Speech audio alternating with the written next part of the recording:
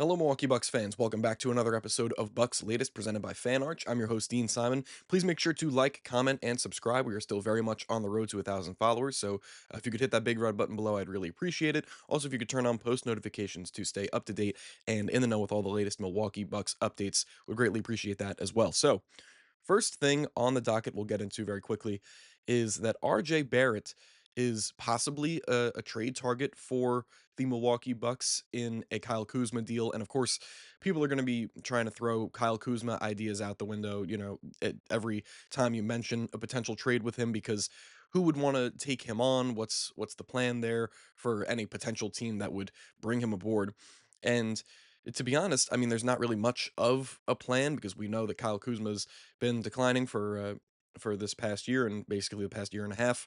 So it wouldn't necessarily be the best option for a potential team to bring him in. But if he's paired with a guy like AJ Green, we talked about last episode, the 2031 first round pick, obviously, then you could create some value around him and his contract specifically.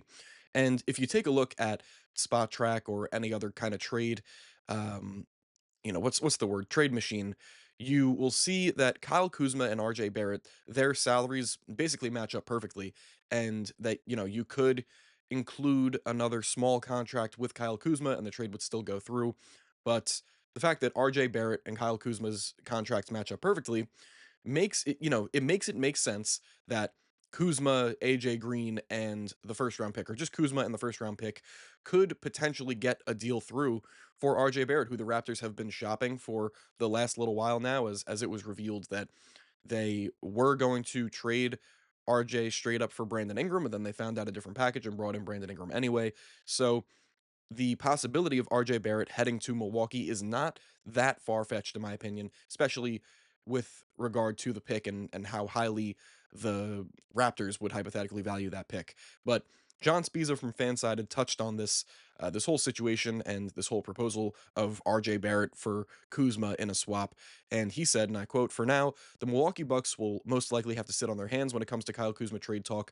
There just isn't a feasible way to unload him. That could change by the season's trade deadline, though, and based on intel from insider Jake Fisher from the Steinline, the Toronto Raptors and RJ Barrett could serve as the perfect partner." So, again, talking about that pick, talking about a guy like AJ Green or maybe a younger guy in a package with Kuzma might make sense. But for the Raptors, looking from their perspective, they just again they brought in Brandon Ingram alongside Scotty Barnes and now RJ Barrett, Emmanuel quickly. They're building something for the future. And Barrett, you would have thought that he'd be a part of that, but not it doesn't really look like it. It looks as though Barrett will be on the block through the rest of this offseason and going into training camp and towards the trade deadline. But it's really surprising to me because the beginning of last season, RJ Barrett was on a tear. He was averaging like 28 points, 6 rebounds, 5 assists on pretty decent efficiency considering, the situation, the caliber of team that he was on. So, and he ended up finishing last season, I want to say hovering around maybe the 23 or 25 point per game mark on, again, pretty decent efficiency, improved as a playmaker. It's just the defensive side, end of the floor that is really going to be the biggest question mark for a guy like RJ Barrett. But still, I would make that trade probably 8 times out of 10. There's a little bit of doubt creeping in with, again, the defensive side of the ball and how consistent he could really be as a scorer alongside Giannis and Myles Turner, and how he could mesh with everybody else. But I tell you right now, RJ Barrett would mesh way better with this current core than a guy like Kyle Kuzma will for the 2025-26 campaign. So potentially looking forward to the Bucks maybe contacting the Raptors in the pretty near future to work out a deal. Anyways, moving forward, another trade target that has been kind of suggested by multiple different outlets on social media and just on the internet in general is Malik Monk of the Sacramento Kings. We know that Malik Monk has been heavily involved with the trade rumors in the whole Jonathan Kuminga sweepstakes for the Golden State Warriors. Will they trade Monk and a first round pick for Kuminga? What's the deal going to look like there? But seems as though talks like that have stalled out for the time being. And if I'm, in my opinion, if I were the Warriors, I probably would have taken that trade, just to end this whole thing, to bring in their free agents that are waiting in the wings, like Al Horford and De'Anthony Melton, Gary Payton II, even a guy like Brogdon, who it was reported recently that the Warriors are still interested in him. I would have just done that. But seems as though Malik Monk will be a potential trade piece for another franchise in the future. And this is something that I saw a little bit more often than I really thought. But when a guy like Malik Monk is on the open market and it might not really take too much to get him, I say the Milwaukee Bucks go 100% with this idea because if there's a way that they can improve their bench scoring even more after bringing in Cole Anthony and still having guys like Torian Prince probably coming off the bench, or Amir Coffey coming off the bench, and along with Bobby Portis as well. The Bucks offense from the bench unit could look amazing if Malik Monk comes in.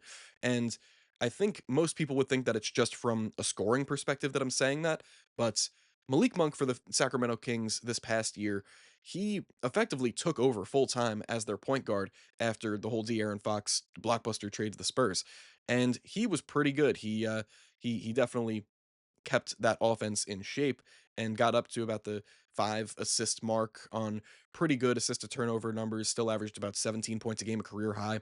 So, coming off of a year like that where he was given more freedom and more, it was more of an experiment with him to see how he would act as the point guard of a team. It's good that he got that experience, but now he could maybe use that experience for a different squad going into next year, and it very well could be the Bucks. I see him and a guy like Bobby Portis meshing very well together in terms of pick and roll and pick and fade actions. It seems as though those guys could be a good match, and just along with the rest of the shooting that the Bucks have. So I am a very big proponent of this trade, I think, or just the idea of bringing in Malik Monk, not necessarily a specific trade package, but I feel as though it would be one of the best moves for the Bucks, maybe the best move of the offseason aside from bringing in Myles Turner, if the Bucks could figure out a way to bring Malik Monk onto the roster. And speaking of the Turner move, it seems like a lot of the media has had different reactions to this whole thing and to the Bucks front office and what they've done this past summer. So there's been a lot of talk as to whether the Myles Turner move was enough. And an article from Tyler Watts from Fansided kind of goes more into this. And the one conclusion that I would come to before we get into what Tyler Watts said is that, of course, in a vacuum, you could see that the Myles Turner move may not have been enough. But in terms of what does enough necessarily mean? Because of course, losing a guy like Damian Lillard and replacing him with Myles Turner, in the end, that's not going to mean that you have enough. You probably would have thought that the Bucks kind of backtracked a little bit or went backwards. But the what enough is, like, I feel like I can't really even quantify it because the spot that the Bucks have been in terms of their tradable assets and, the draft capital, the young guys, the good contracts that they can ship in and out. They have not been in a good situation because they're trying desperately to keep Giannis in town and keep him motivated to help the team win a championship. So I think the term of it, or the statement of it being enough, it's I think they have done enough relative to what they were able to do, like regard to the assets that they had at their disposal and the situation they were in. Feel as though that it was enough. But anyways, Tyler Watts said it is fair to question if adding Turner was enough. The Bucks were in a tough spot after Damian Lillard tore his Achilles in the playoffs. Milwaukee was facing a year without their second best player, which made this move easier to stomach. It got Lillard off their roster and added a center who just anchored a defense that won the Eastern Conference. Stealing him from a rival was the icing on the cake. This is the third time John Horst and the front office have made a bold move after Giannis applied pressure. The first was the Drew Holiday trade that brought the Bucks a championship. Milwaukee flipped Holiday for Lillard in 2023. Now they have dumped Dame for Myles Turner. And Watts went on to say that the Bucks are strapped for assets, and this just goes further into my point, saying that bringing in a guy like Myles Turner in the situation that the Bucks were in, and this is something I've talked about in plenty of episodes previously, that it was a fantastic move considering the spot that the Bucks were in, and I feel as though John Horst needs to get a lot of credit for this kind of move, for being able to pull off something that was previously seen as, at least to me, unfathomable. I did not think that it would be nearly a possibility, no matter how much the Pacers were lowballing Myles Turner in contract discussions, giving him only like $20 million a year, which crazy that I have to say only 20 million because NBA money is ridiculous nowadays. But the fact that the Pacers were lowballing Myles Turner, I didn't think that that would open up the door for Milwaukee to swoop in and come and steal him. And that's exactly what they did. Of course, losing Damian Lillard, who was going to be out for the entire year anyway, is a tragic loss. But bringing in Myles Turner to counteract that is far from the worst decision that the Bucks could have made. So I feel like John Horst deserves plenty of credit on that front. And finally, to top things off, we're going to talk about Marjon Bochamp, who, uh, man, I was really, really high on when the Bucks selected him. And looking back, of course, hindsight is 2020, but I seriously felt as though he was the missing piece. He was the guy that was going to rise through the ranks and really prove himself to be a true contributor on a contending team. It just seemed like he had all the physical tools and came in with a little bit of age to him and experience. And I really loved the pick. I thought he was serious, but of course it didn't pan out.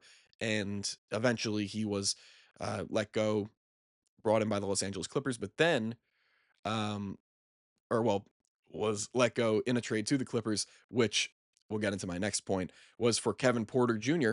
So you could say that even though the trade or the draft selection didn't necessarily work out, the trade following it for KPJ, it proved to be a great ending to what was a very rough patch for a couple of years for the Milwaukee Bucks because Kevin Porter Jr., it looks as though he'll be a solid contributor and one that Bochamp was not because while the Bucks aren't necessarily in the hunt for a title this year, it seems like they will maybe top out of the 5 or 6 seed, though anything can happen in the postseason. Kevin Porter Jr. is going to have much more of an impact on winning than Marjon Beauchamp could have ever dreamed. And this is something that Dalton Sell, a fan side, had also talked about. And he said, and I quote, that this past season was a turbulent one for Beauchamp. He started the season with Milwaukee, only to be traded at the deadline for Kevin Porter Jr. After playing in 3 games with the Clippers, he got let go, signing with the New York Knicks on a two-way.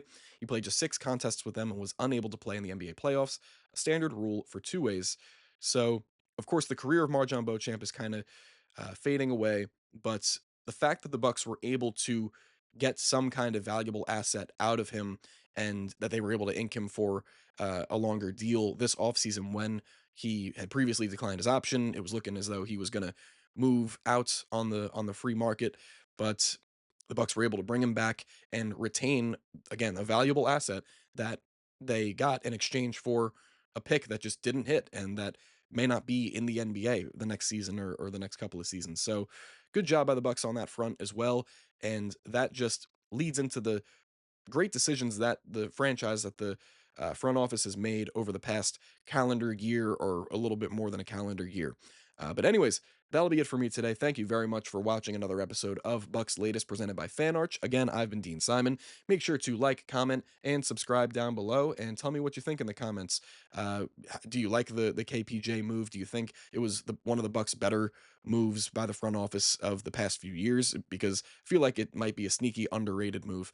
And what do you think of the team going forward and for the 2025-26 season? Let me know down below and turn on post notifications so you don't miss another episode. All right, I will see you guys next time and go Bucks.